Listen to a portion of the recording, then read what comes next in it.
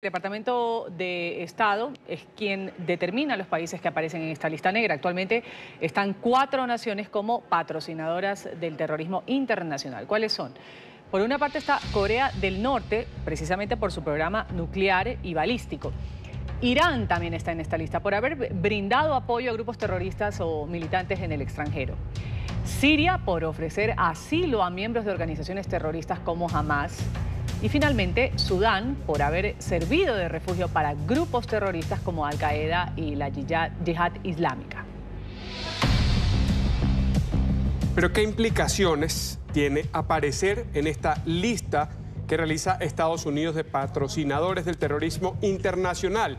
La inclusión supone estrictas sanciones diplomáticas y financieras. Por ejemplo, el veto a la exportación de armas, vigilancia de las exportaciones de estos países, limitaciones a la ayuda económica y finalmente restricciones financieras. Así, en el caso eventual del régimen de Nicolás Maduro, en este listado podría implicar un embargo al petróleo venezolano.